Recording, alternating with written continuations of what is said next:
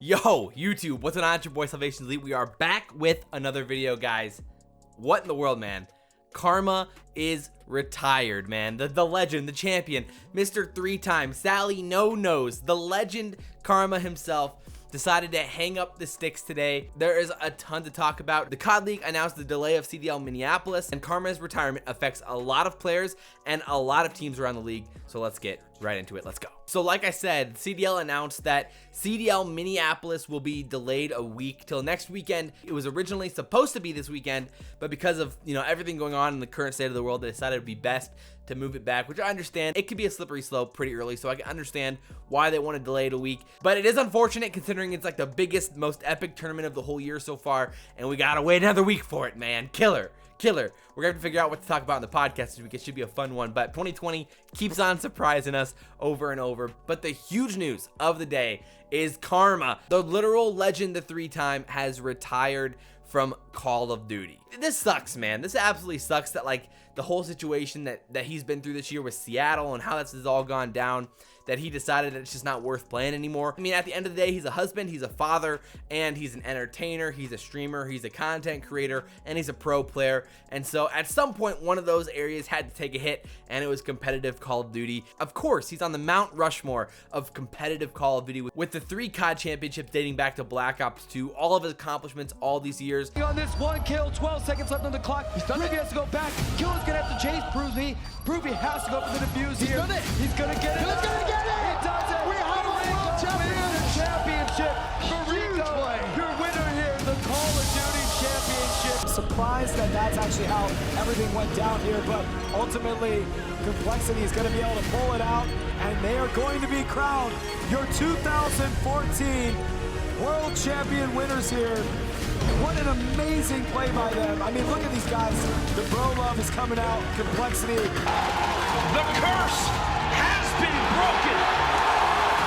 The dynasty has been cemented. They are the greatest roster in Call of Duty history. OpTic Gaming are officially the Call of Duty World League champions. Through Farico Impact, through Complexity, through OpTic Gaming, and then into the CoD League with Seattle Surge. He has done so much for competitive CoD. I think we all have to be a little thankful for what Damon has brought to the competitive Call of Duty scene, and hopefully can bring for many, many years to come in a different way. It's literally insane thinking back to all these years that I've been a fan of competitive CoD. Karma has been right there and one of the faces of competitive CoD throughout this whole time.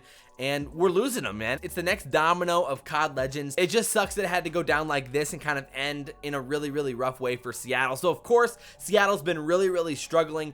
I mean, Octane and the whole roster as a whole has expressed their frustration as a team, and it seemed like, we talked about this on the podcast many times, it seemed like a management issue in some way where they weren't able to get the moves they wanted made. This roster, this core 5, was kind of thrown together after different fallouts of roster mania, and so it was never the ideal situation for any of them. And of course, they started playing really, really poorly, and it all started going down, and the role changes, and Octane trying to play the MP5, and them trying to need Karma to play a main AR. It just felt like it was never meant to be for Seattle. And it just sucks that it has to go down like that for Karma at the end of the day. But he seemed pretty happy with his decision. He said it was basically on his terms that he was able to retire and step away when he felt like it was time for him to step away. He wasn't enjoying Modern Warfare anymore. And for those of you wondering and maintaining hope that he'll come back eventually, he specifically tweeted, "I will not be back." Unfortunate, man. I think when we all saw this originally, we're like, okay, well, he'll come back. He'll come back in Black Ops Cold War next year, or in the fall, or whatever it is. But that does not look like that's the case. So the question is, what's next for Karma? I mean, he's got the streaming side of things. There's a very decent chance that he could get some work with the CoD League if he wanted to. Of course, I'm sure they'd want Karma to join the desk at some point. But I think Chicago will win, and if not, well, maybe we're better than we think. Before you go. He's hilarious. He's funny. He can have a great time on the desk with those guys. So he'd be a great fit. I don't know if that's what he wants to do, but that's definitely an option, I'm sure, down the road for him. And of course, streaming and content creation. I mean, Hex has already been quoted like, yo, I slid into those DMs immediately. But if I had to put my money on it, I'd guess that eventually he ends up being a content creator with the Huntsmen in some way. But I guess we're just gonna have to wait and see. In his tweets, he was talking about how this kind of felt like the end of World War II, but a little bit different because he had more say in him actually leaving, and like it was, you know, on his terms and everything else, which is good for him, man. The end of World War II was a really, really salty, bad way for Karma to, you know, end his time in competitive COD. So I was really, really happy when he decided to come back and make it happen. And I was really hoping that it would work out and, you know, and play out in a way that was fulfilling for Karma, for Seattle. But it's really unfortunate that had to go down like it did. What does this mean for Seattle, man? I mean, you've still got Octane, you've still got Apathy, you've got Enable, you've got Proto, you've got Pandur.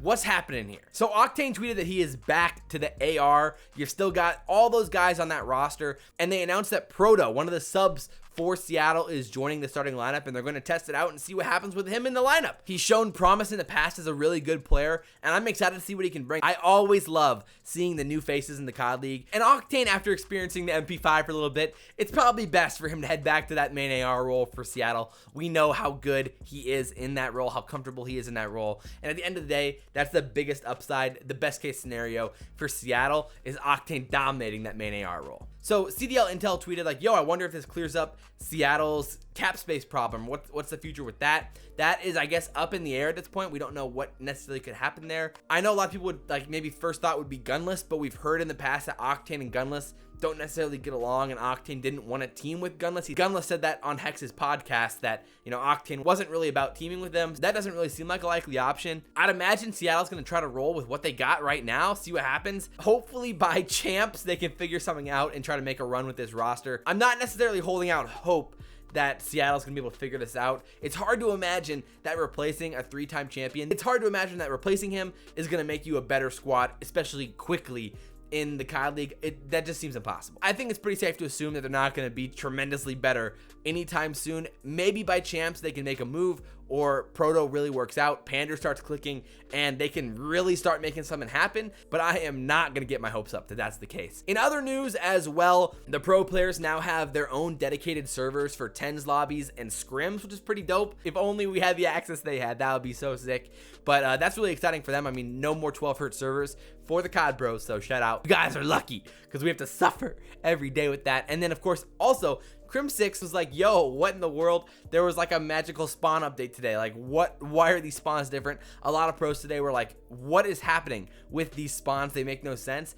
And apparently there was like a ghost spawn update, like some type of like silent update about spawns that nobody knew about. So classic Modern Warfare, always at it with their games and their tricks, trying to spoil things with all their sneaky updates. So I guess we're gonna keep our eye on that and how that might affect things moving forward. If that update would have happened this week and then we had an event in like 2 days, that would have been pretty insane, and I'm sure there would have been some big time issues and some confusion with how spawns worked. But because they're now gonna have like a week to figure things out, it shouldn't make as big of a deal if the event next week. So that's definitely I guess a pro of moving the event back a week. We'll have to see how that ends up playing out, and it's just wild, man. I mean, shout out to Karma. I hope he just keeps killing it, killing life, and hopefully he stays inside the COD scene in some way for many, many years to come. But that is it for the video, guys. Hope you guys enjoyed it. If you guys did, like, comment, favorite, subscribe. I really do appreciate all the support.